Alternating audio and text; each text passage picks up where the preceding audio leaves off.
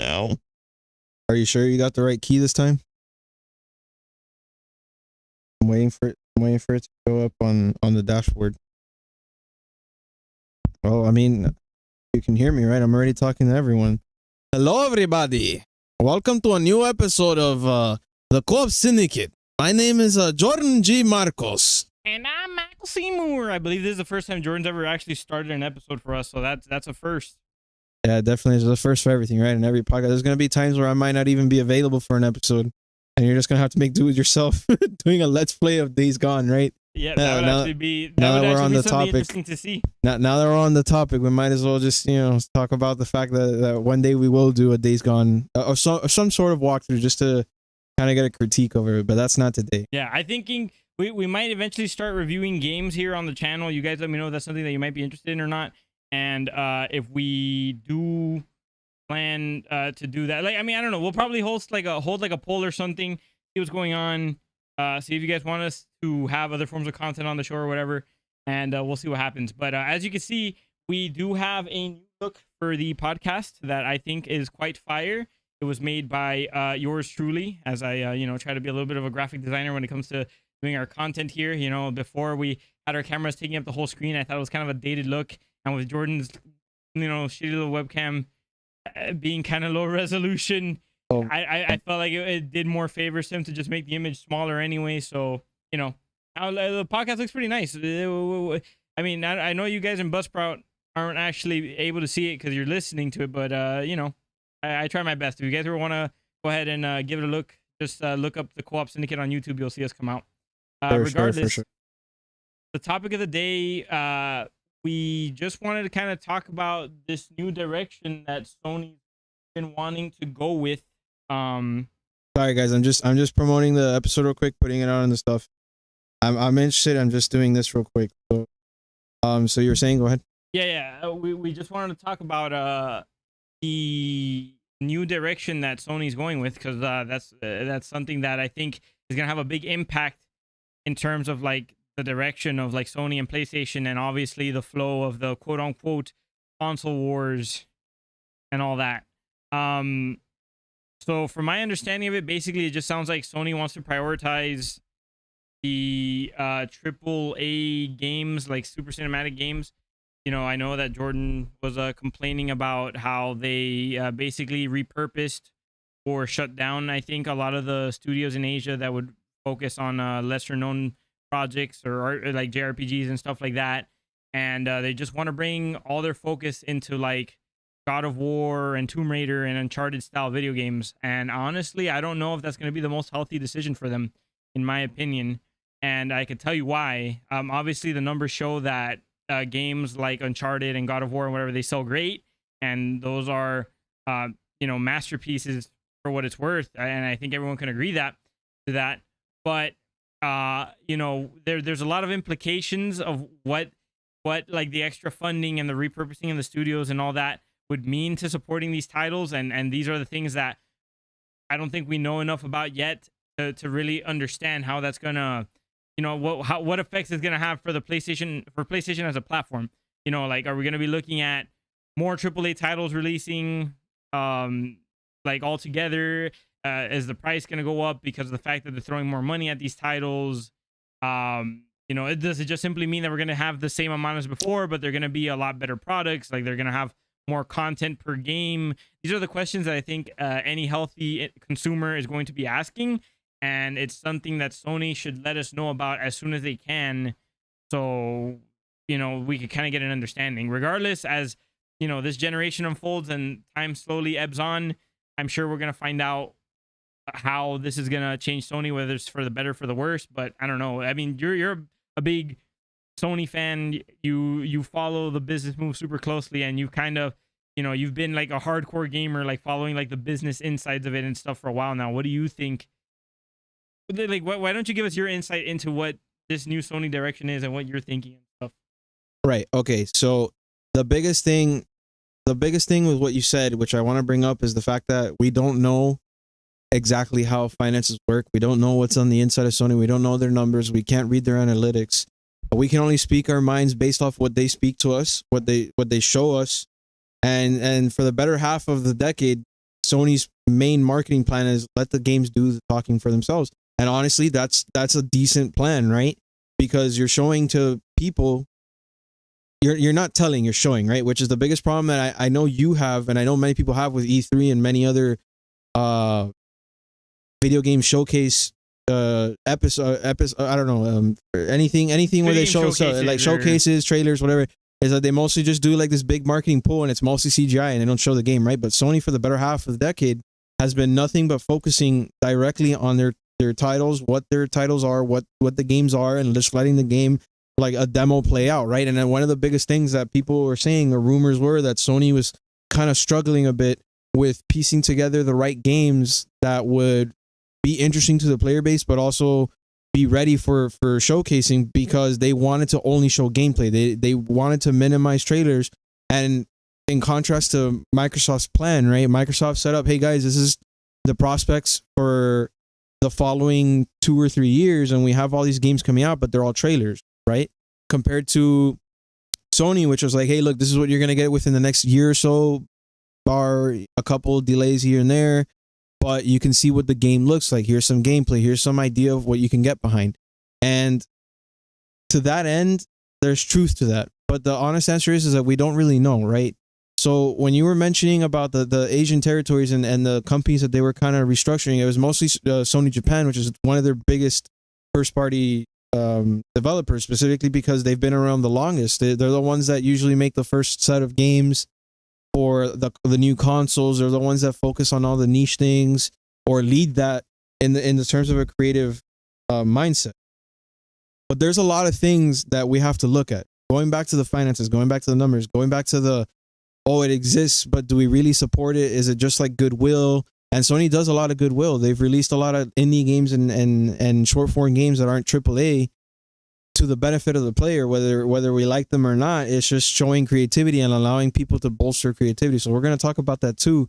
But the main thing is just the game plan surrounding Sony, surrounding Jim Ryan, surrounding Herman Hulst, the new leaders of the next generation of PlayStation. And there's a lot to look at, because I've been seeing a lot of fire, as our thumbnail jokingly puts that, it's the end of days for PlayStation. But the honest answer is, especially after looking at David Jaffe's podcast and his interviews with 2 developers at one of Sony studios, and also looking at Jason Schreier, I still don't know how to pronounce his last name, but basically looking at his articles at Bloomberg about the big things going on at Sony, it's made out to be more demonizing than what it really should be, right? Because I think people are looking at it at an overly negative light, where it's not something it's the thing that the difference. I feel like the difference between Microsoft and Sony is that the fans, where it comes to Sony, fans are very Nintendo-like fans, where they're very close to the IP and the console, because of the fact that it's the marketing, how they've done it, right? Microsoft has always done this thing where it's kind of like our console, and we're here for like the professional gaming, whereas Sony's just been, look, we're here for your childhood. We're gonna, even if we don't bring your childhood games, we're gonna still make games in that spirit. And they even have an indie, the previous guy that was leading PlayStation, Shuhei Yoshida, is now leading the indie department, and he's just bringing more and more heart to the console. So there's a lot of things at play where we can't just immediately just say, oh, because one company is restructured, or these companies had issues with, or there was some issues between Sony and these companies, like that, they're immediately losing out on the spirit of things, right? Now, granted, you can make an argument that the new Sony leaders we don't really know if they even play video games. As far as Jim Ryan, like he's mentioned that he likes he has a couple hobbies, but he hasn't mentioned his direct ties to video games. But he's been working at Sony for the better half of 20-something years, right? So he's been there for all of it, all the successes. I always do show a little bit of concern, though, when you have executives that are making decisions for a brand and they don't have any real close ties to it. Right. But there's always something to say when someone has like a certain business acumen or whatever. You could be like, oh yeah, but this person ran all these businesses super great and well. But ultimately, I don't know if. Oh, I think I'm running out of the shot this way. Let me go back this way. Yeah, sorry about that. So you could always say something. It's always a good thing if an executive has like a previous history of running businesses successfully.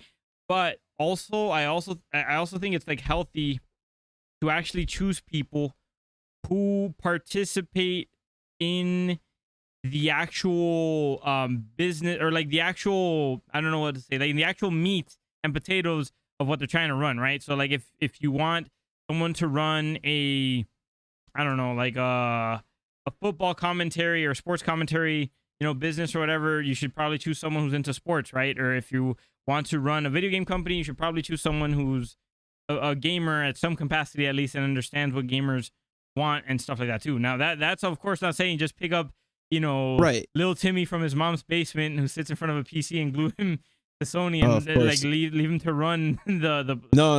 Of the course gaming not, division of because Sony. you gotta have a really big mindset to understand different viewpoints, right? That's Right. something I'm not saying that I'm fit for the job, but it's something that I understand as a person. Now I'm recently starting to be a creative, and I've also been a longtime fan of Sony, and I have some bouts with business, both in my minor, which I'm hoping to finish this summer, as well as my experience in working retail to the level, or at least working closely with management to the level of understanding the bigger aspects of meeting quotas and numbers, and understanding the flow of the year, whether people are buying or not, what's the best seasons to buy, that sort of stuff, right?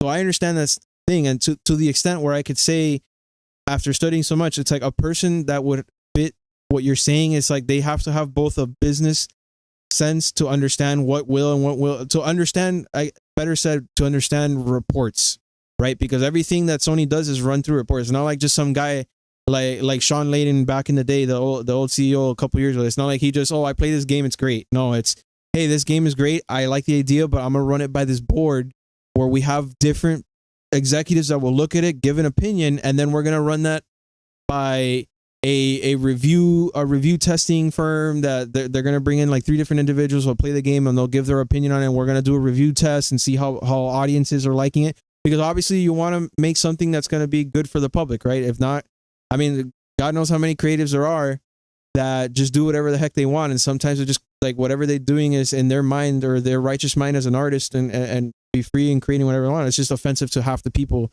they're doing, right? And the idea at this point is, because games are becoming more costly, and it's true, it just is becoming more costly. If we want better performances, we want better gameplay mechanics, we want bigger worlds, better graphics, all these things cost. It's not just like God of War is going to cost $10 million. It doesn't. It's a $150 million production, if not more. So with all these things in mind, they have to try and cater to a wider audience. So they have to play their cards carefully. It's not, and people can say, oh, it's because they don't have Microsoft money. It has nothing to do with Microsoft money. Even Microsoft, for the better half of the decade, has been quiet and playing their cards right, because they've been preparing for this moment to do an all blowout purchase. But they've been saving money, doing the right things, avoiding costs, like by making games that they think that might not have made. They worked with their developers. I'm sure. I'm assuming that they've worked with their developers and structured them, prepared them for this new generation, because they made a showcase blowing out all these games. Now, granted, they've made showcases in the past and nothing has ever come out. But for the most part, it seems like this time they're ramping up and getting ready for 2022, 2023, which is, I think it's going to be their year. Sure. But the point is, what I want to do with this episode today is I want to peel back the layers as much as we can, and honestly have an actual analytical approach, right? So starting with the Sony Japan studio, I mean, that studio has been connected dearly to many players. I personally like a lot of their games, and I've always thought that Sony Japan was very good as a developer. Granted, they haven't always hit hits, but they were the guys who made or championed Ape Escape, right? Fond memories for people's childhood. They had some developers that created the Siren series, which is like a more dramatic version of Silent Hill with it's more like a scenic / TV show approach to Silent Hill in terms of that, but it's still a creative horror thing that's unique, right? Then they also made Knack, which was at some point going to be the big poster child for PlayStation, but it ended up being Astrobot, which they also lent a hand, right? And they also helped in creating Demon Souls, which spawned a fantastic series. But the problem is that we have to look at all those situations. While they were the spawn of creativity as an outlet for the company to showcase what the company could do, their showcases were never something that you could say is worth $150 million. And I'm saying that, and people are going to hate me for saying that, but it's just the plain truth, right? Knack was not worth $150 million production. I mean, maybe it was profitable, but it's clear with the critics that it's mixed results. Like, the game was a little lackluster. The games didn't have a good story. The gameplay was kind of great, but it was very limited to specific set piece action pieces across the game. Like, it wasn't something you could just freely turn into giant Knack whenever you wanted. It was something that was clearly by the story. So there's that. There's also the fact that Ape Escape, while it could be restructured and redeveloped, right now Sony doesn't find faith in that franchise, at least not yet. There's also the fact that they could have made Siren, but there was just too much complication with that level of production because, again, the current projects that they were working on weren't making the numbers necessary to merit a bigger project. So it's like, when they're doing the restructuring, people are forgetting something very important about Japan Studio, right? Japan Studio is made up of a few things. There's the core team that's always been there. There's the high level management, which is half and half. So the half management, half and half? okay, so there's half the management, or at least the leaders or the influential people in the studio, are Sony Studio payroll. And then there's the other half, which is the big names, Kenshiro and the other people that created Silent Hill and all that stuff, which are contract. They're not payroll, they're contract. So to that end, if the studio's not producing these things and they're limited in scope in what they can do with the company, and Sony right now needs to be competitive, and there's no justification for continuing to fund all these contracts if they're not producing something worthy of their contract, then Sony's in their right as a business to decide, hey, look, we're going to have to cut our losses here because we have to put our money into producing other things and putting it where the companies are producing, right? If you had two types of employees, and we've had this in Office Depot, we're going to put it in the simplest terms, right? You have one employee that's working hard every day. He's struggling to meet ends in his rent and stuff, but he comes in every day. He's on time. He's respectful. He's doing what you want. He's producing a high end, working hard. Or you have another employee that doesn't really need. I mean, they do obviously need to feed their family and stuff too, but they're coming in late. They're not producing the capacity that you need to work, and or like they're probably like working, but just in a minimal effectiveness. As a business, you have to cut your losses when you lose payroll, and you have to say, okay, I'm gonna obviously keep the one that's producing the most because my business needs to stay afloat. Granted, these are very cut and dry black and white stuff, but the honest answer is, you're looking at the Japan studio. The only team out of Japan studio that was effectively producing stuff was Team Asobi with Astrobot, and then the rest of Japan studio was a mix of, like I mentioned, contracted developers that they all had like competing opinions about what they wanted, or so I've heard from the rumors, and then the rest of the team, which is without direction because of management, kind of having different direction as to what to do. And Sony, of course, is being like, hey, look, we can't fund you if you guys aren't producing, right? I can't just keep you on payroll for you to just sit there and never produce me a game either. They produced 2 games, and yeah, you could say they were producing their next one, but I mean, they weren't really producing anything big or as far as we know. We don't know what canceled projects they have, but from what it's known, they weren't really in a position to be like, hey, we shouldn't deserve this because we're creating. It's like they were literally in a position where they weren't doing anything, and at that point, you have to cut your losses, right? You got to save money, and there's Santa Monica's trying to produce a new IP on top of God of War Ragnarok. Naughty Dog is in their own mess, as always, in their creative mess, they're just trying to do whatever they can to make the best they can do. Sucker Punch just showed us with Ghost of Tsushima that they're relevant as heck and probably going to be just as big as the other 2 companies I just mentioned. And then Insomniac is a producing beast. Like every 2 years they come out with something. They're a production beast. So it's like, what I'm curious to know is what studios are the ones that are going to get most affected by this, and maybe what are some examples of the games that they've produced that maybe people might have a bone to pick with the fact that now they're not going to have like the freedom to do as they please. I was under the impression that there was a lot more studios or developers that were independent. I didn't know that there were so many developers that were like so dependent on funding from Sony. So, I would just kind of figured maybe if like you're working directly under Sony or being contracted or whatever, and they're giving you money, that you'd have to focus on whatever they tell you, but that there would still be like a slew of developers that would still be making titles that they wanted to on the PlayStation and things of that nature. Okay, so that's the thing. So the biggest difference between Nintendo, Sony, and Microsoft is the way that Sony has been developing, right? So Nintendo is very hands-on with their IP. They obviously want to curate what's on the console. They're not obviously they don't have the money to just go out on third-party developers as much as everyone else.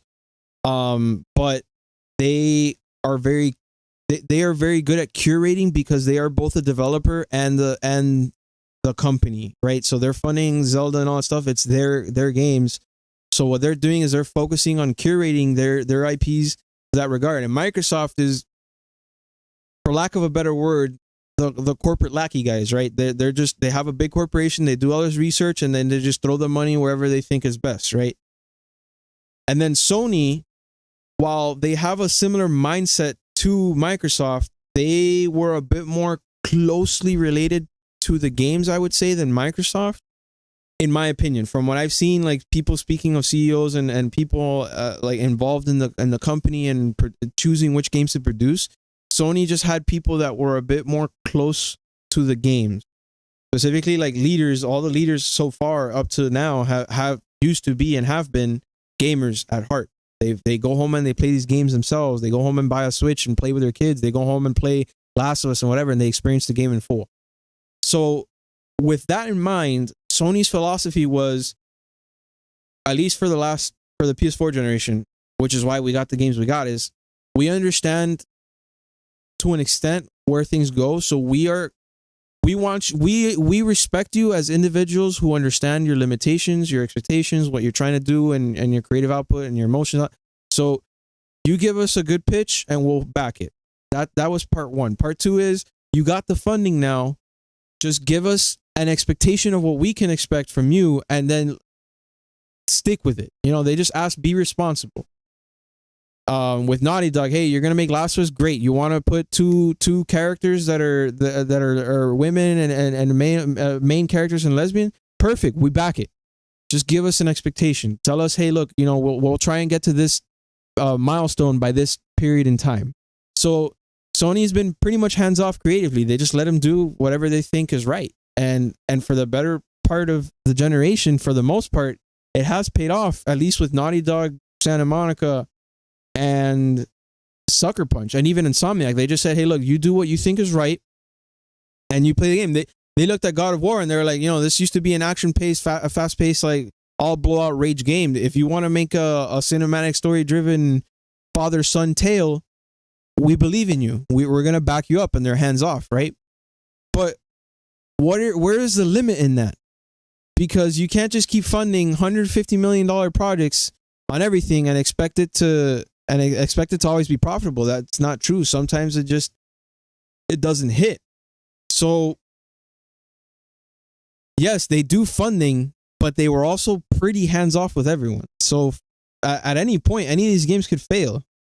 And they took that risk. They're risk takers, and that's what the Sony brand is. They've always been risk takers compared to everyone else. But now, are you saying that with this new direction, they're no longer going to be taking as many risks as they were before? I'm saying what I'm seeing and what I saw based on the information, of course, that I read on articles and the podcast and people and Twitter.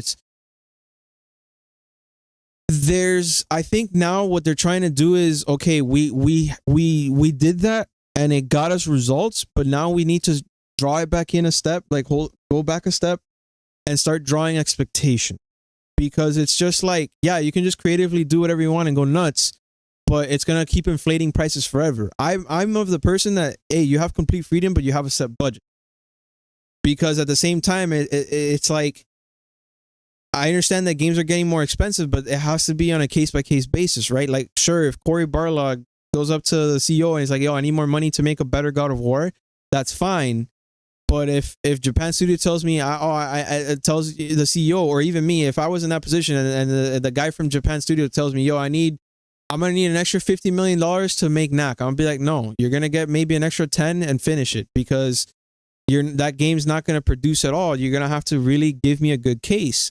And the reason why I'm saying this, that they're gonna be stronger about it, is because they have to really look at the landscape. And what do I mean by that? Bethesda just got bought by Xbox a few months ago. We just lost a big portion of the market to a company, and it's now exclusive to them. And so now Sony has to play their cards right, because of course they don't have $10 billion lying around to just throw around. Granted, they can, but they just means they have to be smarter about it. They can't. All I'm saying is, I don't think they're going to lose the risk taking as much as people think. They're just going to be smarter about it. They're going to try and pull it back, rein it in. It's like, let's put expectations, let's set a certain goal to be still profitable. Because at the end of the day, if they keep going unchecked, these companies are going to start going from 150 million in production to 300 million, right?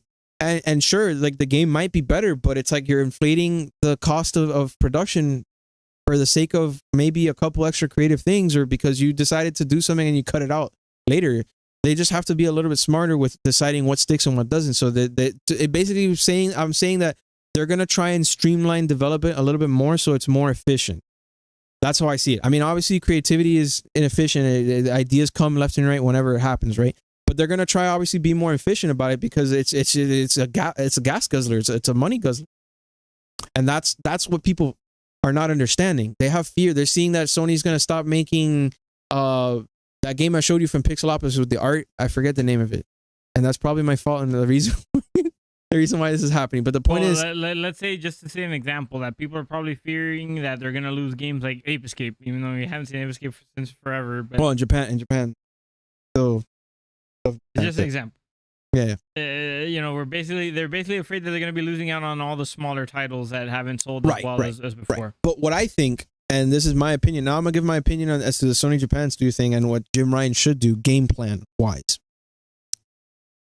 Once he starts setting the expectation, and we get the tiers, we know, okay, obviously Santa Monica, Sucker Punch, and Insomniac and Naughty Dog, they're greenlit to do whatever they need to do, and that's the AAA landscape, and that's what's approved in that regard, right? But then what they need to do is what I heard on the David Jaffe show, which I agree with, and I also thought about before I heard it on them. I've thought about this for quite some months. Is they need to do, and not to copy David Jaffe, but he said it best they said it best on his show. It's they need to do a PlayStation boutique, and essentially what PlayStation boutique is AA, which is like the mills, not really like below 100 million type of production, where they focus on slightly smaller scale games that are still catering to the audience that they have, still generating that goodwill, showing that they're willing to take risk and creativity, but obviously in a smaller, less risky landscape, so that they have more time to adjust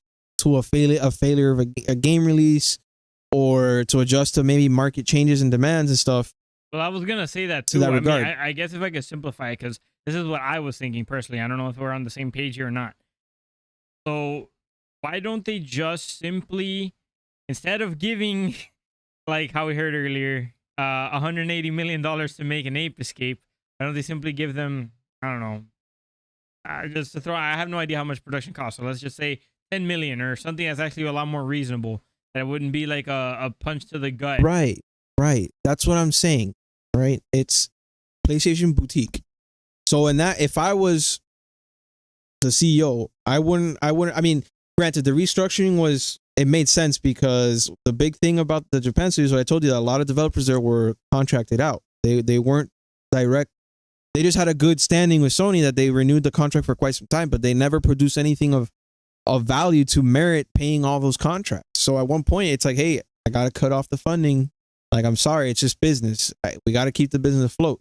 So that's what I think mostly happened with Japan. I mean, people can say relationships this and that, and they're all hurt. But at the end of the day, it's true. There was a lot of contracts in that studio that it's just, hey, look, we can't pay these contracts anymore. We got to cut down. And Team Asobi has been showing that within the Astrobot world, which is what I think should happen with Ape Escape, where Astrobot, as you saw on the game, right, the full game when I brought it here with my PS5, it's smaller in scope, and it's just like Ape Escape. It has little worlds you go to, you collect tokens and this and that, and then you keep going on across the level, right? That's what Ape Escape could be, because Ape Escape isn't supposed to be some big cinematic God of War adventure where all of a sudden the main character's having some deep emotional thought about why the monkeys are being abused or something, right? It's just a funny quick thing. Like, I don't even think the main character had a voice actor in the original game. Yeah, he did. Oh, he did. Okay, well, yeah, but it was just like a kid's show, right? It wasn't like some big thing. So it's like they need to make that within the landscape of Mario Odyssey without spending Mario Odyssey money, essentially, or just trying to keep it within that expectation, so that they're not going all out, because that's what it is. These IPs still hold weight, and if in the right hands, I always say that I believe in what Miyamoto says from Nintendo, right? A delayed game is eventually good, but a rush game is bad forever, right? There's a lot of things to that, because obviously you can't just delay a game forever and spend money for it to be good. But given the right team, the right mentality, and the right spirits of things, and just the right amount of funding at the right time, Ape Escape could come back and blow the world over again, right? Become a new thing in the mainstream. But it hasn't been given this opportunity because, well, I don't know. The answer to that is that Sony has been allowing people in their studios to be as creative as they need to be. So from my understanding is the fact that Naughty Dog moved on from Jak and Daxter is that they wanted to let go of the IP. They wanted to do something new. Granted, they felt that they did wrong in doing so, because the fourth game that no one talks about, Jak the Lost Frontier, was a mess in their eyes, and they think that it was a terrible way to end the series, and they don't like thinking about it.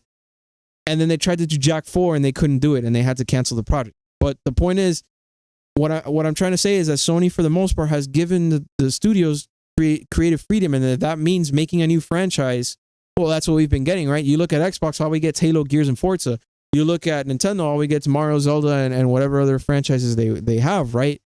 Or Smash, that sort of stuff. But you look at Sony, I've mentioned this to you. What is their thing? What mascots do they have? Is it Ellie from Last of Us? Is it Kratos? Is it Sly Cooper? No, it's not. We haven't heard about Sly Cooper in years. Like, is it Astrobot just because 2 games came out, 3 games? They don't have a mascot. They've allowed their developers to creatively choose to do whatever they want. And if they feel uncomfortable making another game in the same franchise, then hey, okay, just give us something, do what you got to do and do it best. That's what their mentality is. But now I think they're starting to say, hey, look, we're going to have to start capitalizing a little bit on the franchise, at least to supplement some of the other development while we create new things. And it's fair. It's freaking fair. It's fair to create some supplement to fund other things, as long as that's the right mentality. If the idea is just to capitalize on Uncharted forever, they're going to lose the battle. It's just fair. What people like about Sony is that they create new things.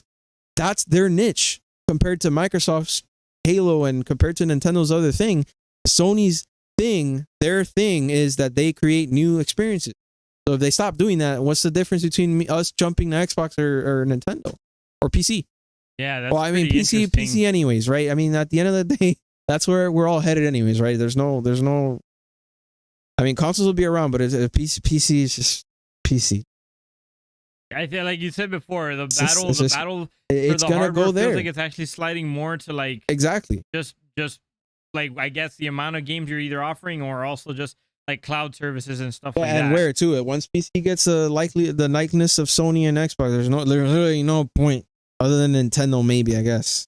Yeah, that you said a lot, and there was a lot to take in there. But I'm just thinking that if obviously I agree with you, because when you do hit it off and you make an amazing game, a lot of the times people want to see more of that same thing. Like if exactly, if Days Gone hit, we want to see Days Gone 2. And I know that's a whole nother conversation, which we'll get there. We'll get that's been going on as well. But and I think it's also a healthy thing to assume that if Sony is going to invest in your product or whatever, and it ends up being a success, and it's obviously risk for them, and if the fans demand it, and you're not too creatively like holding on to not continuing that series, that I think it is a reasonable thing to expect to have to produce more of that series as well. And the thing that's concerning to me is that, like how you said, the Sony stake in the console war or whatever has always been that basically the sheer amount of different games and exclusives and stuff that they've had on the console. my concern is if they go in this direction, does this mean that they're going to increase that they might run into like a sharp decrease in the amount of like exclusives or like interesting titles that might be Okay. there? Are we gonna have a lesser volume of games? No. Does it I just mean think we're gonna more on, have like sequels. I think we're gonna have a lesser. There's gonna be a slightly higher focus on franchise, not necessarily sequel, but games within franchises, like probably like side adventures and stuff like that, like Lost Legacy was, right, where it was a side adventure, it had nothing to do with Uncharted, the main series, like it was just a side adventure. I think we're gonna see more of that because obviously they want to still give the developers a creative output to do what they want. You know, if I'm gonna be forced to make an Uncharted game and I don't like Uncharted, at least let me make it in my image with my likeness and my character. I don't want to do Nathan Drake. That's Naughty Dog's thing. I don't want to. I can't do what they thought. But I could create characters in what I think and then develop around that. And this, so I think that's what's gonna happen. That they're gonna have like side adventures within the franchise. Gonna be like spin-offs and yeah, stuff. you're right. There is also the gamble because there's also a market for it that obviously they want more Spider-Mans and more Uncharted's and more games and want cinematic adventures and thrillers and movie style games. So there is a thing for that within the established franchise. But you're also right that there is a risk and we're probably going to see less. Now, what I think is going to happen is they're going to double down on indies instead to fill in the gaps, which is what we've seen. There's a bunch of indies coming out that they've bumped up in production. Like, whoa, indies that look almost like AAA because of the fact that they're being funded in that way. I think we're going to see more of that than anything. And maybe even Sony might acquire a couple studios. I don't think they're going to do anything as big as buying Bethesda or like the craziness that people thought that they're going to buy Capcom. I don't think anything like that. I think it's going to be like they'll probably buy a couple independent studios here and there, or smaller studios are kind of, they see a good thing in them but kind of struggling, and then just pick them up and develop from there. I think that's going to happen because they can't just play ball the way Microsoft. At least not yet. They have to save up for it. But I don't think that they're going to drop games at all. Like, I think there's still going to be a lot of games. And we've seen, like, the lineup this year alone, despite all the delays, is pretty lengthy. Whether it's through third-party timed exclusive contracts, like they're doing with Ghostwire Tokyo and a Deathloop. Like, those are timed, right? But it's exclusive for now, and at least it fills in the meantime. They're going to fund it earlier to get the games out there faster to make up for the slower production. Because it's also true what people are saying, like, yeah, sure, Uncharted 4 was great. Yes. Sure, God of War was great. Yes. Of course, Last of Us Part 2 is great. Yes. Without a doubt, Ghost of Tsushima was great. But look at how long they took to make, and look at how many games we got over time because of it. We got less games. You were telling me the other day, and obviously you still feel this, that the PS3 generation is better because we got 3 Uncharted's in one generation, whereas in the PS4 we only got 1. I felt like there was just a crap ton of like heavy hitters in that era, like that the Right. 2010 like sweet spot. You know, we had like some of the best ACs that were coming out, some of the best Assassin's Creed, my opinion. Yeah. You know, we had Skyrim, we had the Rocksteady Batman games that were coming out steadily. We had the Uncharted. Right. And then the reason Mortal why Kombat 9 I mean, just come out. aside from the fact that I told you that there was a blackout period where you and me just completely fell off the loop for like 5 years, and it's true. I'm going back now and rediscovering games I didn't even know existed, or just I missed out on because I'm just like I just brain farted throughout those years, pretty much trying to get my life together. But essentially, it's what I've told you too, because you always joke around with the fact that I have like the endless backlog, which by the way now it's like less than like 15 games I think on my PS3, and then I'm never gonna catch up. And when I get to PS4, I will never catch up, right? But the honest answer is, compared to Naughty Dog put out 4 titles on the PS3, right? They put out 3 Uncharted's and 1 Last of Us. But then on PS4 they only put out Uncharted 4, Lost Legacy, which is like a smallish adventure, and Last of Us Part 2. You look at Sucker Punch, they put out Infamous 2, Infamous Festival of Blood. They put out I think Sly. Well, no, they didn't do it. They didn't do any Sly, but whatever. They had like 3 games, and then like a higher volume of games, yeah, and then like and then you look at the PS4 and they just had Infamous, Second Son, and Ghost of Tsushima. You look at God of War, they had God of War and God of War Ascension, God of War 3 and God of War Ascension. You look at PS4, they just had God of War. You look at the only one you look at Insomniac, they had like 5 Ratchet and Clank games on PS3. On PS4 we only had 1. You see the difference? Yeah. There's a big and then we got Spider-Man, and that's it. And then So there's a big difference. Even Rockstar, right? Rockstar had GTA 4, Red Dead Redemption, GTA 5, Max Payne 3. I don't even know what else. The PS4 came out, GTA 5 remake, and Red Dead 2, and that's it. Yeah. So it's like, yeah, I mean, you could argue that I might never catch up, but production slowed down. But are the games better for it? I mean, yeah, each of those games came out were a hit that I just mentioned. They all came out to almost critical acclaim. No, extreme critical acclaim. Sorry, let me correct.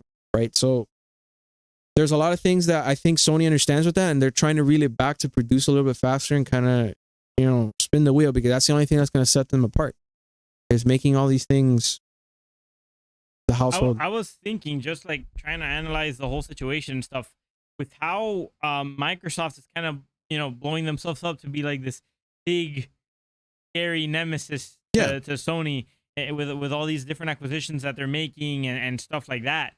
Sony's kind of in a scary position when I'm thinking about it, because they're essentially they're thinking about almost like just remaking themselves entirely. At least that's what the vibes I'm kind of like picking up, like trying this whole new direction. And it really seems like they're playing defense more than offense, Exactly. Like thinking about refocusing on the things that already work for them, but they're not necessarily looking at like doing all these new things or making acquisitions or anywhere as big as the ones that Sony's making and stuff. So it's kind of like Microsoft or Xbox. So I'm just I don't know how this is gonna turn out. I guess it's gonna be like they're kind of looking at it as like, oh, we're gonna have quality games on the platform, and when it comes to like the PS4 versus the Xbox One or whatever.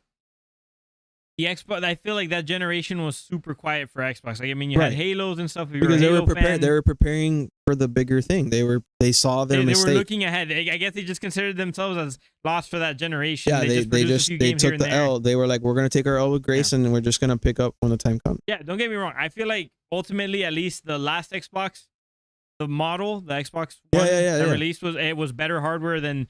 Of course, because they were like, oh, if we just spend more money, we'll be better. I mean, that's the point, right? But ultimately, in terms of like IP and the different stuff that they had on there, I mean, they basically either shared all their good games were either already shared with PlayStation, and then like depending on if you were a Halo fan or if you like Forza or whatever, that's about it. But I felt like that was a lost battle for them. But now that I feel like the tables are kind of turned. They have obviously. Is the acquisitions that they made still it doesn't look like they have a whole lot of production going on either. Like, I know that we talked about all the different games. They're all getting ready for the next 2 years. I'm sure this year at E3 they're gonna show off a little bit more. Yeah. Rather than just telling, which we should cover on the podcast. No, we. But what I'm saying is there's a lot more to it. I think that people aren't seeing because of course they haven't said anything. They're just trying to push what they're doing right now. But the thing about Sony is to bring it back that and just to kind of end that topic there is just Sony for the most part, they, as you mentioned, they clearly don't, it can't just go toe to toe with Microsoft forever, right? There's a difference in money there, like very, very big difference. But we have to also understand as players that Sony set up a business plan that is already in motion, and it's kind of hard to stop that. I've mentioned this hundreds of times, and I will mention it again. They have funded many indie developers. They have funded many second-party studios that made exclusive games. That they have funded third-party titles to come straight exclusive, like Final Fantasy VII Remake and Final Fantasy 16 and Forspoken. They paid all this stuff out, way out. Even Microsoft buying Bethesda. Bethesda can't produce an actual title for Xbox for another 2 years because the only games that they would have had are exclusive to Sony, which is Ghostwire Tokyo and Death. So you have that. And then on top of that, they also funded the China Initiative, trying to bring the Chinese market into developing games and giving them the creative freedom to do what they got to do to develop that market. So they did all these other things for the benefit of PlayStation users. They just used their money in a different way. Whereas Xbox came in, shoved everything into one giant purchase with Bethesda. And of course, the studios that they bought, Sony was just, hey, look, we're not really looking to buy studios. We just want them to have their creative freedom, but we want to fund the games exclusively for us. Because now the big thing too is the big games. Hold on, just real quick. Hold on to the thought. The big games that are coming from Xbox, you got to know that they're all Xbox approved now. They're not games made by those developers anymore. They are Xbox approved games that the developers are not working. Because as we all remember, I don't know if Xbox changed their mentality, but as we all remember, many of the games that came out had to be Xbox approved. They weren't given the same creative freedom that Sony gave to the developers. So, I mean, we'll see what happens. But my point is that Sony did a lot of things for the sake of creativity, and it worked out for them. So why would they change, right? But now they're seeing, okay, wait, we're gonna have to play our cards a little bit more, safely or cautiously because we have a bigger battle on it. Yeah, I was gonna say, I feel like with the amount of like capital that Microsoft is sitting on and the acquisitions that they're making, I feel like they're kind of, maybe I'm wrong here, but I feel like they might be trying to imitate what Sony had previously done to a certain extent, whereas they're just trying to basically flood like Xbox with like a bunch of like different titles and different like a high variety of games, so that way they could try to compete with Sony on that front, like in terms of like, oh, the amount of IP that's in one console versus the other. And then, but success ultimately drives that. And if the games that start coming out, remember, we don't know yet we know what they're capable of doing because of their history, some of these companies. But if everything that comes out of there it comes out like Halo Infinite, then it's gonna be the same story. They're just gonna cancel all production on anything and just restart for the next generation. That's just how it is. Or maybe, I don't know, maybe Microsoft told them, hey, look, this is your final chance to make it as a gaming division. Otherwise, sell your crap. That's true too. I feel like you never know. It's different between the last generation and like the fumbles that Microsoft has had with Mixer and stuff. Maybe it's just like all talk and they have money, but to run all that. But at any point, what we don't know is the difference between Sony back doubling down on the gaming division as their priority, and Microsoft just considering the gaming division as a competitive outlet, right? Because at any point, Microsoft could just be like, the Xbox gaming division would be like, you failed 20 years in a row. Like, it's time to cut it. We're gonna cut our losses, sell your proprietorship, whatever it is, get out of our faces, right? They could disown Xbox at any moment. Yeah, but we don't know that. We obviously, like I said, this is all obviously they're gonna spend money and they're gonna try their best to do it. I was gonna say, and it's also, I mean, who knows? Maybe they could turn it around. At some point they were kind of running things for the Xbox 360 and PS3 generation or whatever, right? But I don't know, man. It feels like they've been asleep for too long. Obviously, the thing with Mixer, I actually heard supposedly that Mixer might actually come back. Like, that's a rumor that I've heard or whatever. I don't know how much truth there is in that. But if it does come back, would you really, as someone who's trying to be a content creator, if it gets merged with Discord and it becomes the Xbox, like out of Xbox, I can just stream to it. I think it could be effective. But like, all the people, like, I've seen people cry over the fact that basically the careers they built on Mixer got like shattered. Like, especially after going through that like level of trauma or whatever. Are you really gonna like trust Microsoft to go back to Mixer or whatever? Like, I mean, all I'm trying to say is that like I also feel like while Microsoft is like getting ready to make some pretty strong moves, they also have kind of like a history already of like having some serious fumbles with management and stuff. Well, like yeah, that as I mean, I think that's all stuff that it has to be put in retrospect. They already know what makes it, what doesn't. I mean, what works, what doesn't. So they did the test, and they know if they start Mixer again, they're gonna have to come in with a different type of competitive. And mind you, that Mixer wasn't even around for a year after Microsoft got it either. Right. But look, even then, right? If they release Mixer and they say we're gonna prioritize Xbox players as streamers, you're gonna bet your ass that shit's gonna make it, right? Because, and sorry for cussing here, but essentially that's what's gonna happen. Mixer's gonna prioritize Xbox. It's gonna become the Xbox platform, and then the Xbox fan base is gonna hold it to its own thing. We support it. There's a lot of ways to go by it. They just have to find the right business. That's all. But going back to the thing, with the Japan studio, just to close off on that comment, and to jump into the other studio that got kind of owned, is that Sony's in the right. They gotta play their cards right. They can't just spend money willy-nilly now. They have to really play their cards right and decide which games are gonna be produced and which ones not, and where to put their eggs. Because ultimately, it's their eggs, and the eggs are fragile, right? At any moment, those eggs could just pop, and money's down the drain. I feel like they also have to. I don't know, the way I've been hearing everything phrased and stuff, it also sounds like it's being too defensive. I feel like that's great, yeah. Like, don't waste your money on what's not going to give you money It's back. not defensive. They're just being quiet. They're not talking. True. They're not replying. They're not saying anything. But that's because their mentality is show, don't tell. So they're probably just waiting to, again, like I said, it takes some time to get out of a business plan. You set something up, it's already in motion. You gotta evaluate your losses and how and where you can cut and change. When that time comes, I'm sure they'll do a big blowout and stuff. That like everybody's complaining, oh, they're not gonna show up to E3. They're quiet. They're not doing anything. They're not saying anything about Showcase.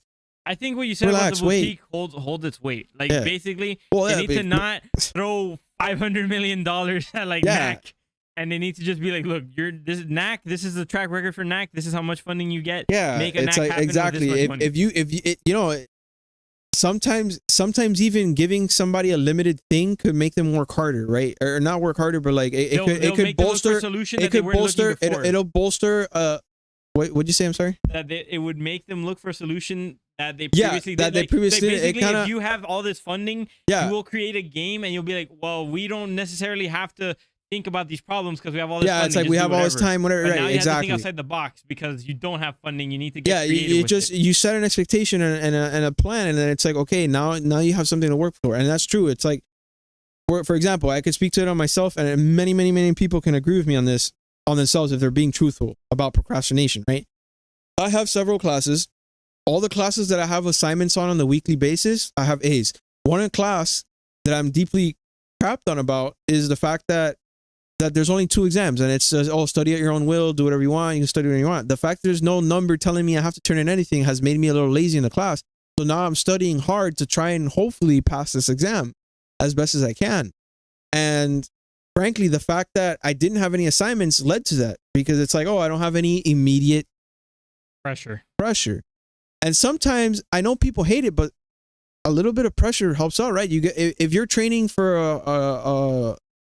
a competitive race, are you going to train yourself and expect to win, or do you want to maybe enlist a coach that could kind of motivate you, help you out with meal plans, keep up with you, help you in your darkest times? Because people feel pain, people give up. It's true. It's all about the different person. There's a lot. I'm going into a meta conversation again. Yeah, I know. But I'm just trying to say, people can be disciplined and do things on themselves. But my therapist has told me that I'm someone who benefits from having an actual schedule set out for me or whatever. Exactly. So it's just different things. What we're trying to say is that basically just constrained, like maybe secretly constraining the funding for these games is what could possibly end up making them shine even better. It's like, okay, maybe, and it keeps Sony afloat because they don't spend money on stuff. Maybe okay, so like 150. Okay, like let's say like they go, it could work out in different ways. To say to the next Last of Us Part 3, it's like, hey, you know what, we like your games, we're taking too long to make them. We'll give you the funding, but you got to have a certain time frame. Or if you want more time, you get less funding. It's like give or take 1 or 2, because it's like if I'm gonna spend that kind of money, I need immediate payoff. If I'm gonna pay less, then okay, you can have more time. Right, because they could reallocate their sources to something that might bring them more revenue at the moment. Exactly. It's like I can't just put $150 million on risk for 7 years. If I'm going to make $150 million investment, I want that thing to produce within 2 years, right? So this is looking at the business aspect, and sure, it feels dark because corporatization and corporate lackeys and this and that. But the truth is, in this game, in this landscape, you got to make competitive stuff to stay afloat, and people are going to gravitate to whoever's promoting or doing the best work. It's just the truth. For the better half of the last generation, Sony went king because Nintendo slowed down and the Xbox went quiet.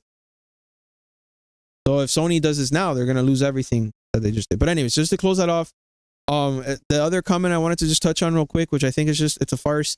It's very false. Very, very. I personally think, assuming me as a person who understands business, it has to be false. Like it has to be fake app.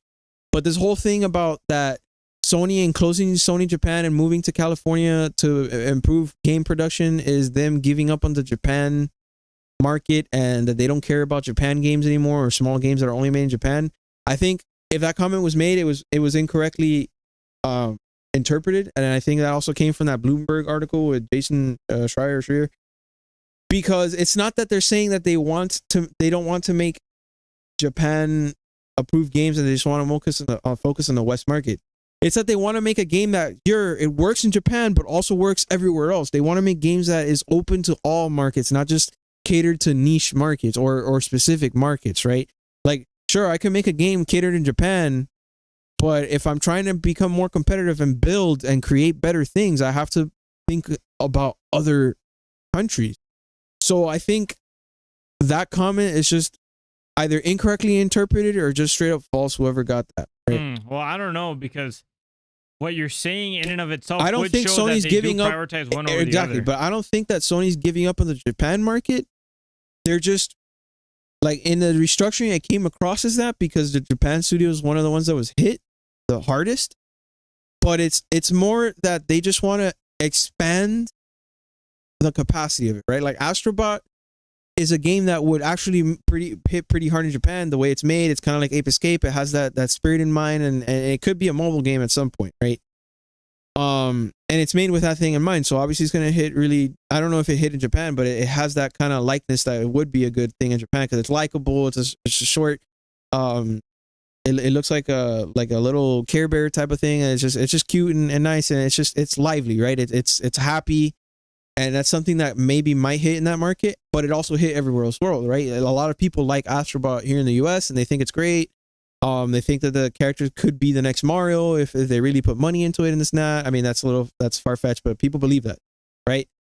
I think that's what Sony wants. They don't want to just make things to one specific thing. They want to include everybody, or they want more inclusivity, because obviously the more inclusivity in the market you have, the greater chances you have of profitability. So they're not saying they're just going to make every game into like a AAA shooter or a AAA action That's adventure? what it came across, but they have not officially said that they're just going to focus on cinematic AAA, like everything's going to be like Uncharted, God of War. And they have not said that. They're just, the problem is that lately the studios that they've been funding have only done that. And as a joke, you could say that, but they feel creatively that that's what they need to do.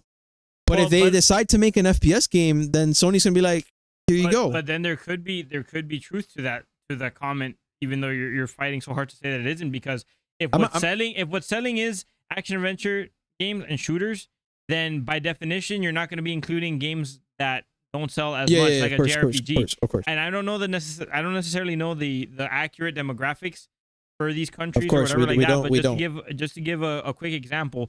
If in Japan the hot stuff is JRPGs, and by definition, like, you know, they are getting these studios that originally made JRPGs or whatever, and they're forcing them to make something else. Yeah. And by definition, you are leaving Japan behind. Now, I don't know if that's necessarily the case because nothing's been confirmed, as you said, but I do think that, in all fairness, the comment and how it's been interpreted is is something that's fair. There's a reason why they're people also are letting Sony know. Yeah, that they don't want them to just let go of everything exactly. else. And that's up to Sony to come out eventually and say, we heard you, we hear you loud and clear, we're prepared to make certain decisions that go along with what you like, but we have to keep in mind the grander scheme of things. Yeah. So it does come across. All I'm saying is that Sony, I mean, I don't think Sony's ever been like a company that like disregards their consumers or anything like that. They've always tried to do their best for the consumer. So ultimately, I don't ever think they're gonna screw over a part of their player base that badly. It's just maybe how they stated certain things and the way that they want to go might have sounded frightening to some of those who have interpreted negatively ultimately. But you know, if Sony ever listens to this, or like just the consumers in general, don't it's like screw over your player base. Don't be like, no, you guys don't get this anymore. And it's like, look, I don't hate Jim Ryan. I don't envy him. The dude's in a hot seat. He's taking the flack for everything he says, everything that goes wrong with Sony. He's the face. He's literally getting beat up every day like a black eye. So I do not envy him. I understand why the guy might have struggle deciding on certain products, because of course he's not a gamer, so obviously he's gonna have a tougher time. This and that. But we have to wait and see, because as I mentioned, business plans are already in motion. They don't just turn around. You know, you can't just break contracts with people just cause. There has to be significant decisions. And honestly, knowing Sony, they probably had a pretty freaking good reason for getting rid of or reducing the size of Japan Studio and the other studios, right? I don't think, and like I said, I don't think they're gonna do that, because obviously they're not the reason why I take offense, not offense, but I'm just taking it wrong. Like when people say that, is because obviously a business wants to get the biggest amount of share in the market. They're not going to disregard their Japanese market. They're just probably going to rethink how they impact that market based off what they have. Well, that's if they're in a healthy. Because I mean, Xbox could just make 3 JRPGs tomorrow. That doesn't mean they're going to sell more Xboxes. It just means that their games are going to come out like crap because they're rushing it. They don't have any creativity. They're just trying to cater to the JRPG audience. I get that, but what you're saying is that just because of the fact that they're a business, they're inherently just going to not screw over the consumers. I think that's only if they're keeping their ear to the ground, if they're actually not out of touch, that's what's going to happen. Now, the risk always is there that Sony could just lose touch and all of a sudden just, of course, people want God of War Uncharted. That's just what it is. But I don't think that Sony's we have to wait and see. But I mean, it could have. I don't think that their track record shows that they're gonna screw over part of the community. But even then, like another thing I want to point out too is like, I mean, yeah, sure, they're gonna slow down on making JRPGs themselves because they just keep buying Square Enix's IPs. Why make a JRPG? We'll just buy Final Fantasy 7R and Final Fantasy 16 and just throw it to Japan anyway. So I mean, there's that. So it's like they might think as a business, they might think maybe our first party developers may not be making the games that we need right now. But maybe if we buy or pay another company, a secondhand company to work on those projects that would be good for those markets, then we'll be fine. Like, for example, tomorrow they could just, I don't know why in their mind they will, they never really had any deals with Sega, but I personally think they should capitalize on Sega's Persona series and Yakuza because Yakuza just became multi-platform. And that's because Sega wants to do the multi-platform. They're starting to see, oh crap, wait, Xbox actually does like our games. And they're doing the same thing. They're opening themselves to a wider market. But if Sony were to tomorrow just say, hey, you know what, we're gonna just get Sega and we're gonna get Yakuza back as an exclusive household name, and we're gonna get Persona 5 as JRPG back as an exclusive name, they already have a company that's catering to the Japanese market. It's just a matter of that. That's all it is. But they're just trying to work to the strong suits of what they have, and they have their right to do it. Now, anyways, going off to the second company because we've been putting it back for a while. The second company was VASG, Visual Arts Special Group or something like that. Let's just call them Visual Arts. So basically, there's this ancillary support company that wasn't, from my understanding, they're not owned by Sony per se, but what they do is for the better half of the gaming lifespan is that they do mocap work or lighting work or detailed design work for the games, and they assist the studios. They're just an assisting group. But the problem with this company specifically is that they tried to finally start making their own games, and what they were going to do is a practice of remake Uncharted, but they saw in scope that they couldn't do that because to redevelop the whole engine and everything was just too much work. So what they instead decided to do is they landed on the Last of Us remake thing that everybody finds us famous for being like, just why are you doing this? That's actually like, why are you just remaking? Meme. Like I don't even get that. Like okay. So like I've always been, especially coming up as a nostalgic gamer, I've always been like a fan of remakes, especially like a game's been like gone, like if the game's 10 years old or whatever, sure, whatever, give it a remake. And I guess The Last of Us is getting pretty close to being that old. Almost, but it's almost also there, already had like HD like re-releases. It's already had a remaster. So and it's just still, I mean, like even though it does feel like a little bit older game design or whatever, it still feels like, like I've played The Last of Us Part 2. It was still pretty close to how it felt like when I was playing The Last of Us Part 1. It had a lot of like changes that were, for the current gen of the PlayStation 4, like, being able to use a guitar and stuff on the touchpad and obviously updated graphics and things of that nature. But I don't necessarily know if anyone's been begging for no, exactly, because we've been begging for maybe, I mean, an Uncharted remake is kind of like a long... It's a long case for me to make, but I would be one of the people to support Uncharted 1 at least, because Uncharted 1 was like the oldest of everything. It's like literally the first, and it's a game the most dated. It's super outdated, like it's way outside the series thing. So it's like, okay, that makes sense, but they just did an HD collection as well that kind of updated some of the things. I would say maybe like Naughty Dog should bring back Sly. They didn't make Sly. Oh, they made Jack. Jack. My bad. Yeah, they should bring back Jack and Daxter, but they just, at the moment, they don't have any creativity for Jack 4.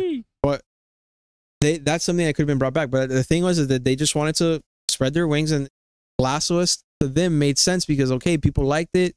On PS5, it would be nice to get the Last of Us 2 mechanics and this and that. And supposedly it was going to be this big undertaking where they were going to redo the levels or incorporate all the new gameplay design that they did with crawling under. I think you can crawl under cars and stuff, or in between tight spaces, and the new one, and the grass is higher and the art is better and the graphics and the lighting and everything's better. So they were going to do that kind of remaster where they were just going to up everything in production. The problem is that's not really what I think the market needs right now. It's just too soon. It's kind of like the Spider-Man remaster where it's like just too soon, right? Like I don't feel like there's been Like obviously, yeah, it's like way different playing games on PS4 and PS5 now compared to PlayStation 3. But in terms of game design, I don't feel like we've gone far I'm gonna explain. I'm gonna merit. make the case for that. It's not a big case. I don't think it's arguable at worst. At best, it's like we don't need it. But essentially, why Last of Us is one. Okay, it's a little old, so it's fine, I guess, to get an HD bump. It's almost at the 10-year mark, right? It's like 2 years out from a 10-year mark. So there's that. There's updating it to PS5, which actually the Spider-Man remaster was pretty fantastic, despite the fact that it was only 2 years. Like the whole SSD thing and the RTX and the changes to a refinement of animations and all this stuff really does look nice, and I always am a big fan of that. There's also the fact that Last of Us 2 did a lot of advancements that Last of Us 1 could benefit, and there's also the fact that the TV show is going to release next year. So it's like a little marketing push, right?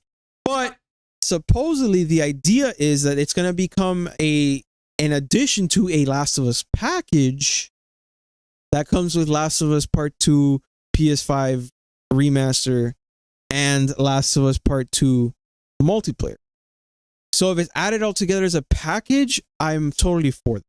Now, the reason why they landed on this is because on top of the fact that, they're going to promote the TV show and the remaster, and obviously they want more games for the PS5 and they want to bring everything up, right, to standards. There's only so, and I think Jim Ryan, I understand his point now when he said that, do you really want to be playing an old game over a new game? Is he's trying to say, do you really want to play a pixelated version of Siphon Filter? Would you like us to make a remake in the future with high-end production and all that? Like, obviously, I understand where that mindset comes from, and I'm all for it in a sense because Demon Souls, I mean, look at how that remake, right? But anyways, going back to the thing, the other thing too was that VASG is a very small company of 30 people, so they barely had any, and they've never really made a game at all.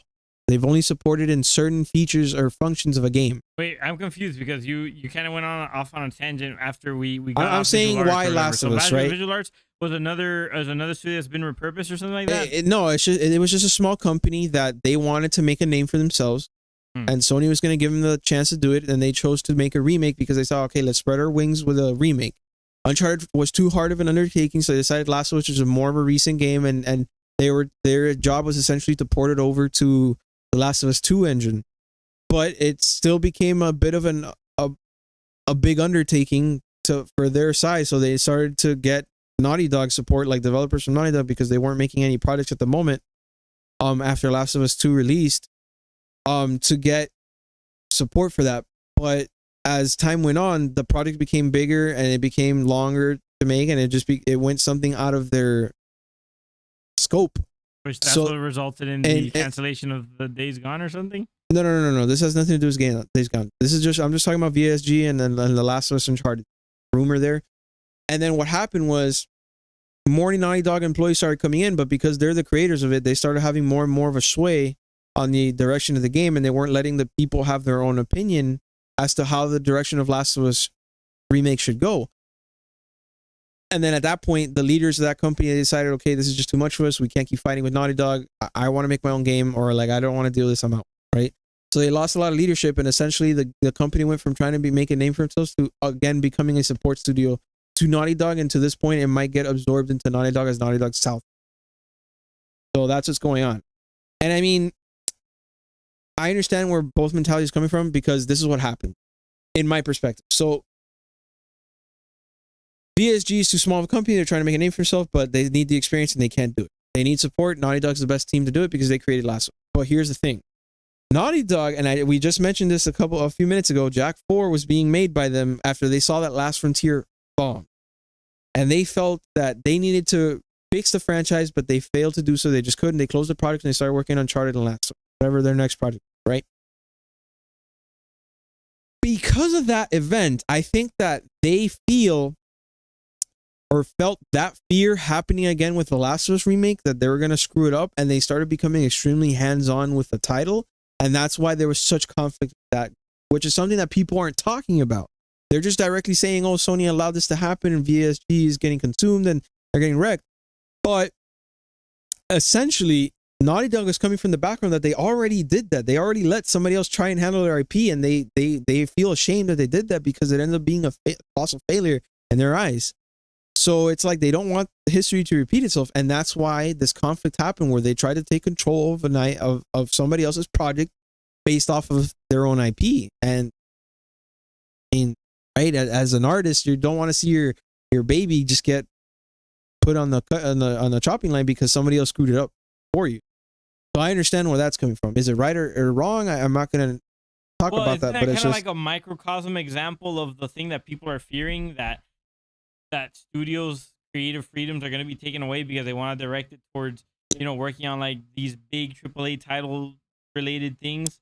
That's a perfect example right there. Like Visual Arts wanted to do their own thing. They got him. They put him to but the problem is in doing their own thing was a remake of another company's franchise. So it's not just remaking. They're grabbing the household name, and they're Naughty Dog's latest franchise, which is of course are going to be the most important franchise. It's Last of Us. They grabbed that, and then they're putting their fingers on it. So it's like you, as an older brother, you give your little brother the controller, and it's like you're kind of seeing, because the kid could just throw it out the floor at any time. Not necessarily. I didn't want to. I was thinking about it, but I didn't want to go there. I wanted to go the route that the kid might throw it on the ground, or he might break it, and you kind of get worried, right?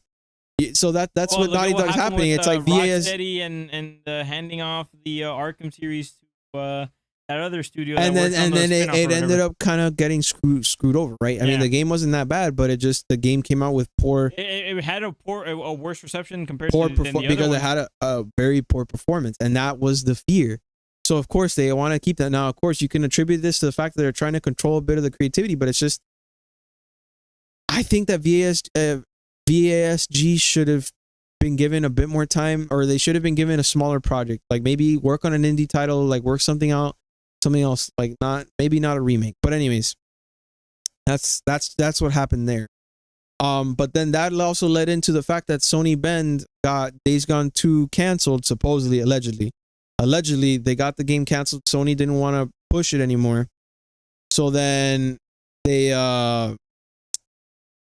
had nothing to do, and they started pushing them as a support to make Uncharted 5 or something like that. And maybe because they had already done Uncharted Golden Abyss, and then maybe work on something in terms of Last of Us multiplayer, right? People saw it as bad because, okay, they canceled the game and this and that, and they're kind of just, I don't know, they're just kind of, again, what you're saying, they're trying to control the creativity. But the honest answer is just Sony just feels like the mixed. I can't speak for Sony, but there was a lot of mixed reviews of the game that was very polarizing in the community, as we've seen as I saw on the David Jaffe channel, right? They did something where it was just a little polarizing, and they weren't sure maybe that Days Gone could be a household name as big as the other companies, and there was a lot of trouble development. It took 7 years to make. The game was a 50-hour game, so they can't just make a smaller game now because they already screwed themselves out. People are going to expect a 50-hour game. And then on top of it, it's like out of all the Sony games, that game took like millions of patches afterwards to get fixed and be stable and stuff. Granted, I blame that on the PS4 over the console, but at the same time, the Sony Bend compared to the other studios was a bit smaller in scope. They started off with only 50 people on the project, growing to about 100, whereas Naughty Dog's like 200, 300 or something. So there's that, but the honest answer is what I think what happened, and they explain it on the show, is we don't really know what could be happening, whether Sony Bend might get absorbed into Naughty Dog as Naughty Dog North as a joke or something, or they might lose their creative freedom. But essentially, after Days Gone happened, you saw already one of the developers got let go and the other guy quit because he didn't want to deal with the stress of the big studio. He wants to work in a slightly smaller studio, or at least a more professional one. In his eyes, I don't know what he means by that, but essentially that they lost two big creative forces, so they have a vacuum, and right now they have to decide what the next title is. And supposedly what it is with Sony Studios is that while the big cheese is trying to decide what the next project is, in order to keep the employees working so that they keep they don't fall out of the loop and they're still getting paid and all that stuff, they go to other projects. And that's what happened. They became a little bit of support for Naughty Dog to kind of help them out with maybe doing Uncharted 5 or Last of Us multiplayer or whatever. And that's what happened. But it was misconstrued or seen as them canceling Days Gone 2 because they're going to downsize Sony Bend. It's not the case. They just lost two big creative forces in the franchise. And then on top of that, it's like the game came out to mixed reviews. maybe it didn't sell well. Maybe it will now with PC release, right? And people are seeing the PS Plus and like, oh man, this game is great. I can't believe I missed out on it. I missed out on it. I missed out on it too. But I don't think it's like there's a case to be made where you can see the fear, but we're too fast to jump the gun. That's all I'm saying. You know, I feel like that's also part of the reason why sometimes exclusives can be damaging to a corporation like Sony instead of actually helpful, because maybe, you know, their expectations or whatever for Days Gone would have been met better. They just would have gotten more money for it if they would have also allowed it on PC or even Xbox, or, you know. I mean, yeah, there's truth to that too, right? There's honest truth, but I mean, now it's too late to. I mean, you know, it's too late to go back. Or whatever. It's too late to go back. They have to do it on a case by case basis. And I think that's what's going to happen with the PC. Where like it's what Jim Ryan says. It's not going to be like all games are going to go to PC. It's case by case basis. I think that's what's going to happen. Their big household titles are going to sell consoles are never going to be on PC, and then the ones that do that don't sell the console, they'll probably go to PC to make up the difference in cost. As far as that end, like I said, we don't know what these companies are doing. They're all doing different products. I know, I specifically Naughty Dog has always struggled to do multiple projects, and I blame that on management. But whatever. I mean, that's on them. But they've always brought out great titles for whatever it is, whether they redid the story or they came out to mixed results with like the community hating on Last of Us Part 2's like many inflaming topics, I guess, or whatever they want to call it. But the point is, they've never been good at doing multiple projects. So I think it's going to take another 2 years before we see Naughty Dog's next game, and then another 1 or 2 years before it releases. There's that. But regarding the Sony Ben thing, I don't think that Sony Ben's going to lose anything, because it's supposedly, as explained to us by ex-developers there and some other reports, Sony Ben essentially went and they said, we don't want to work on this project because we kind of want to build something new. We don't feel comfortable here. And despite the fact that Sony may have canceled Days Gone 2 considering their risks, they still went and said, oh, okay, we understand how you feel. Don't worry about it. Just go make a new game. You don't have to support Naughty Dog if you don't want to. You know, if they're giving them the ability to jump out of a decision that they made, I still call that freedom to decide whatever you want to do. I still say that they're believing in these companies. Now, granted, if Sony Ben makes a failure, though, granted, they're going to get absorbed to Naughty Dog like that. But they haven't made a failed game. Granted, Days Gone came out to mixed reviews, but it still made 5 million copies. That's double. It essentially had a $150 million production thing, and it probably made back like $230 million. So it made profit. In the math, it's $300 million in profit, but of course you gotta pay off the retailers and this and that. So taking off like 30%, I would say they made $200 to $230 million within those 5 million copies minimum. So that's just my take on it. I think the game plan for Jim Ryan, that's what's bringing the fans down. What's making them all kind of like worried and stuff. And there is truth to the wariness, but I think Jim Ryan's game plan is just going to be like they have to kind of jump out of their current plan right now to kind of go on a detour to this new thing. And what's going to happen is they're going to double down obviously on Insomniac, Naughty Dog, and all stuff because that's their money makers, right? But they're just going to be a bit more careful. That's all I think that's going to happen. What do you think is going to be the implications of this new plan in terms of like what you're going to have as video games are available to play and stuff on PlayStation and stuff like that? Like, how do you think this direction is going to affect the video game industry landscape as a whole in general? I think it'll be far more balanced out this time. What do you mean? Like basically in the last generation, PlayStation was like 2-1 on versus Xbox. I think this time it's going to be more like maybe 1.5 or 1.3 to 1. Like it'll just be like, it won't be that many more PS5s over Xbox, and it might be more on an equal basis. However, taking into consideration Xbox's game plan as well, I also feel like what's going to happen is that Game Pass is going to become very powerful on PC, and that's also going to soak up a lot of the market. So we're going to see a lot less consoles being sold over time, most likely. We're also going to see, I think we're also going to see the fact that Game Pass might touch on other platforms like TV and all that stuff, and it might also put damage. And we're also going to see Sony doing their thing. And I think at one point or another, they're going to find Sony's gonna find their footing, but for the most part, I feel like it's gonna be just more balanced out. Like it's gonna be a bit more like equal in terms of like Xbox versus PlayStation. And Nintendo's their own thing, so I don't even consider them.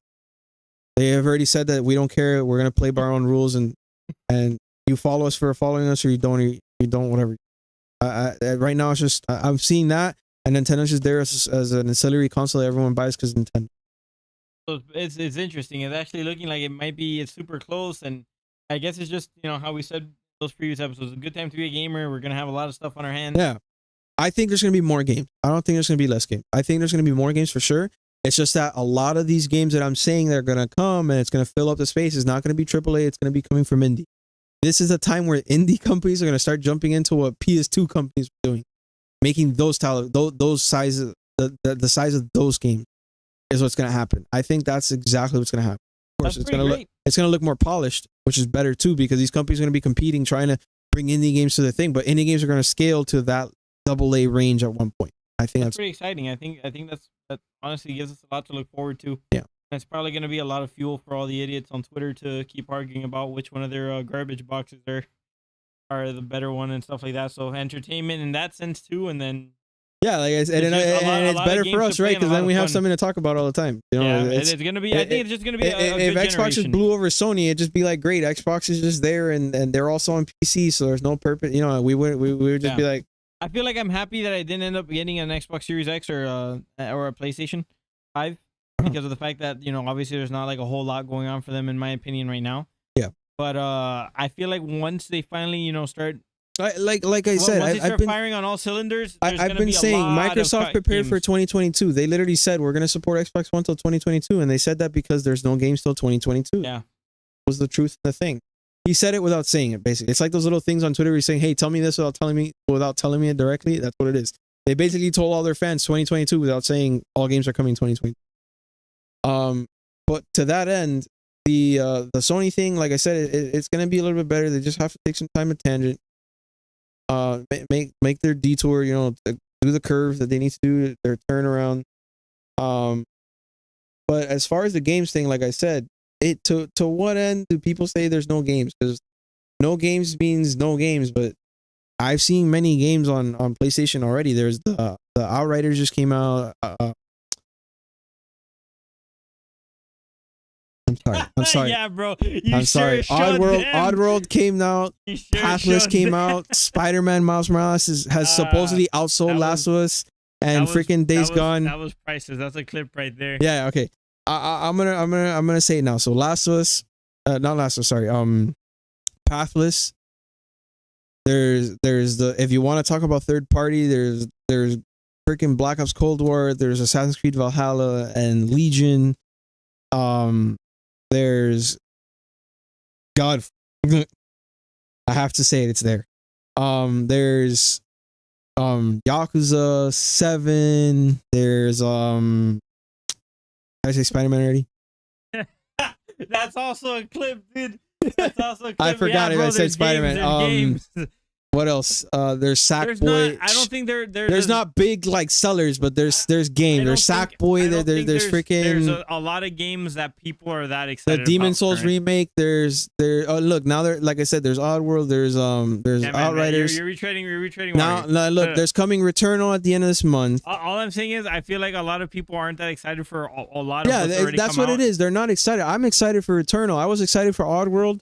I was excited for Outriders. Like all these games are in next gen. I have games. But you're the guy who like buys every single game that comes out. I mean, to an extent, I learned my lesson. All that good stuff. But look, the point is, I learned my lesson. At this current point, it's kind of like it felt like how the PS4 and the Xbox. Let's put it put it in truth. At this current moment, there's not a God of War game that's gonna pull in. That's a good reason to buy next gen. Yeah. For people like me. There are other games out there that you could look forward to. You could be happy to, especially if you like Ratchet and Clank. That's coming in June. There's I didn't buy Final Fantasy 7R, but I'm gonna get the remaster. Remaster of the remaster coming out this summer. Then there's Kena Bridge of Spirits in August. Then September Deathloop, and then from there on it's just bang, bang, bang games left and right. Right. Assuming that Horizon comes out in November. So there's all of that coming. But we got to remember a lot of these games got delayed. They were gonna come out way earlier. Ratchet and Clank was supposed to come out now, and it got pushed back till June. Kenna was supposed to come out in April, and it got pushed back to August, so on and so forth. So there was a lot of games that were gonna come out earlier. It's just fortunately it got delayed. As far as the console, I'm one of the people that I enjoyed the upgrade, and every game I've played has been better for it. Especially with now that I realize that it has an auto HDR. That's crazy because a game like Battlefield Hardline that didn't have HDR now has HDR, and it just looks that much better. That's why when I saw it in the Angry Joe review, which I saw with you the other day, I was like, damn, this game doesn't look at all like how I'm playing at my house. It's because I have the auto HDR on the console, which I didn't know, but it's an actual option that you can turn it off that has an auto HDR. And of course, the TV has its own HDR thing too. So, I mean, every game I'm playing that I would play on my PS4 is playing that much better on my PS5, and every PS5 upgrade I've gotten has been better, right? What I'm saying is that, like, if you're looking to buy the PS5 specifically just for like, oh, look at all these new games. No, it's not there yet. This month it kind of starts, but it's like chugging. It'll by June you could argue, and then by September you could say, okay, there's at least 4 games now, right? And then of course by the end of the year, by the time we get Horizon, and if we get God of War Ragnarok, then you know they delivered on what they promised. But I'm just trying to remind people when I bought the PS4, the only games I had to look forward to were Assassin's Creed, Call of Duty Ghost, and Contrast and Resogun indie games. I didn't even have Spider-Man. I didn't have Returnal. I didn't have anything. Jeez. I had indie games and whatever triple, and I didn't get a big game till Infamous. Too. Yeah, it's also good that they did upgrades too. But look, I didn't get Infamous till February, and then the next game after that was Destiny. I didn't get anything. There wasn't anything from 2013 to 2015. So I'm just trying to remind people that they shortened the gap by a lot. We've only really waited from November to April. We've only waited what is that? 6 months? Half a year? That's a lot better than 2 years, man. You know, so it's like, guys, stop complaining. Just quit. In the great words of David Jaffe, stop complaining. I'm not gonna use his cuss words like cuss word this, cuss word that. Stop complaining. You're being a bitch. Stop complaining. And Twitter, stop it. Like, no, you're wrong. Just give it time. People, just be patient. We had a pandemic. There's a lot of issues that happen with everything. Just wait a minute.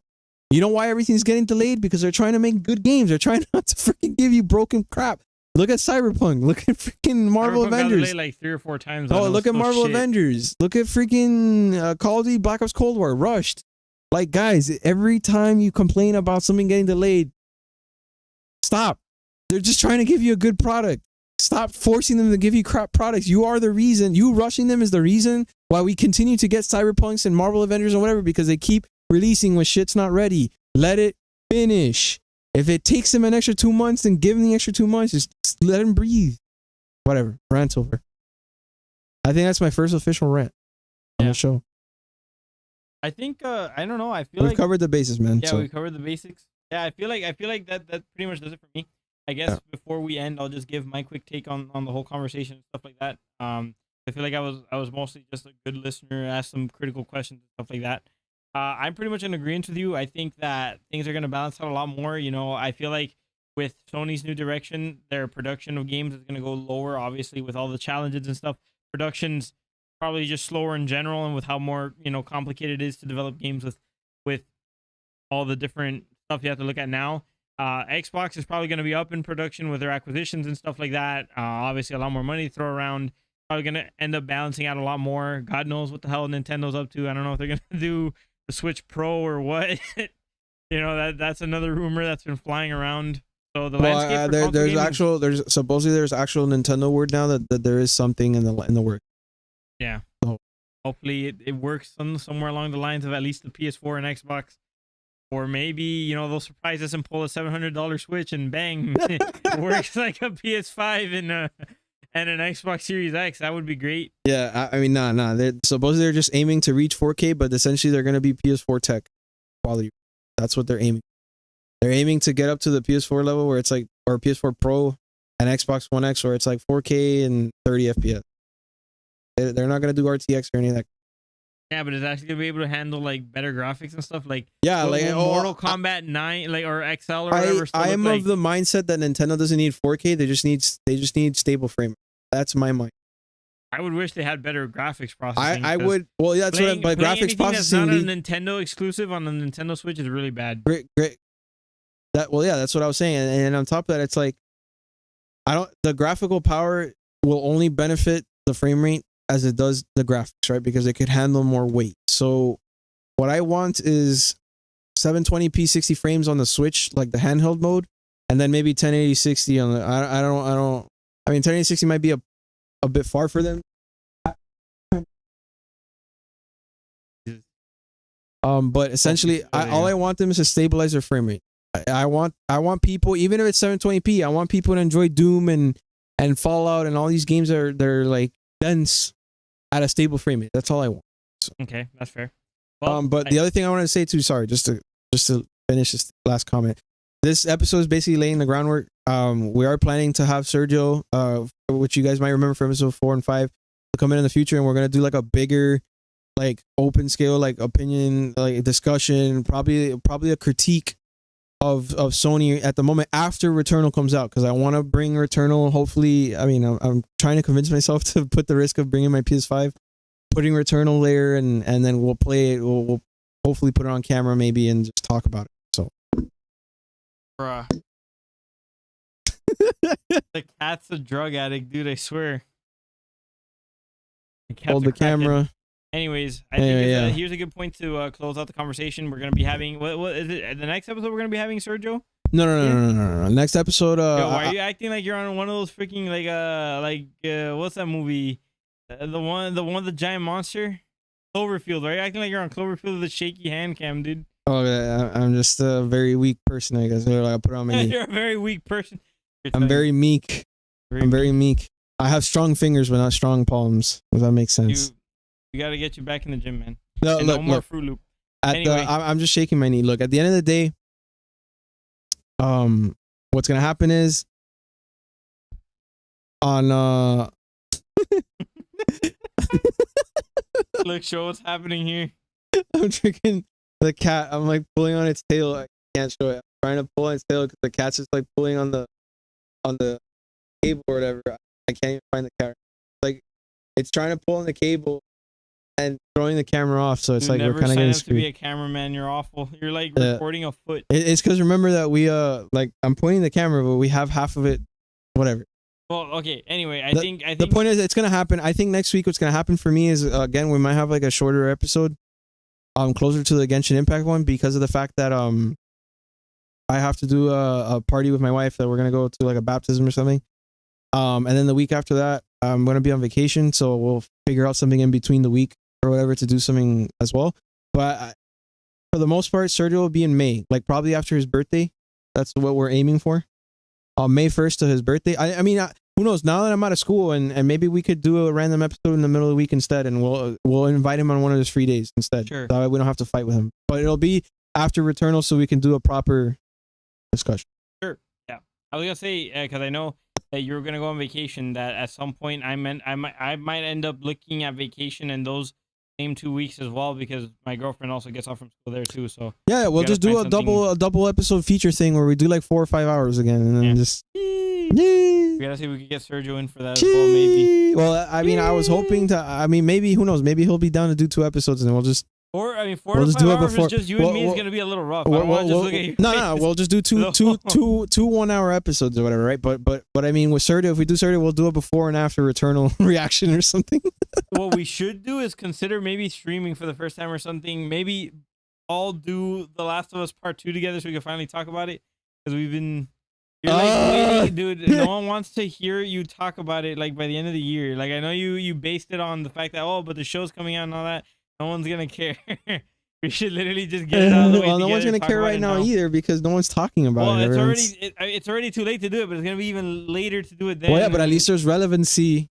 I don't know. When the show comes out, maybe people care, maybe people won't care. Who knows? And we'll do Last of Us 1 as well, so we can compare. Because obviously, what I want to do. I haven't even finished Last of Us. What I imagine is that we're gonna do a comparison of Last of Us 1 to Last of Us 2, and that's how I want to see the comparison. So in my mind, so it'd be fair if we played. It's just best if we just do it. We just do it. All right. Well, I guess that concludes it for this episode, guys. Thank you to everyone who's been watching the show, listening to us on Buzzsprout. Remember, you could always support us by linking at all the links in the description. There's merch. There's the Patreon. If you guys want to listen to us while you're doing chores or whatever, consider checking us out on Buzzsprout. You could, listen to us on Apple Podcasts, Spotify, all that good stuff. And also, we're starting to post clips and stuff on our Instagram. We're considering making a TikTok. So go ahead and follow us on all those places. It's at Co-Op Syndicate in case you're interested. We'll see you guys next week. And we're going to go ahead and see if maybe there's some stuff. We're going to try to see if we can start making some additional content for the channel as well, instead of just leaving it at the regular podcast episodes. On here with Daniello. Peace out, nerds. All right. Peace, my good sir. Thank you for stopping by. He was I appreciate here? you. Damn. Yeah, he's here. He didn't say All right. hi. Love you. Peace. Peace.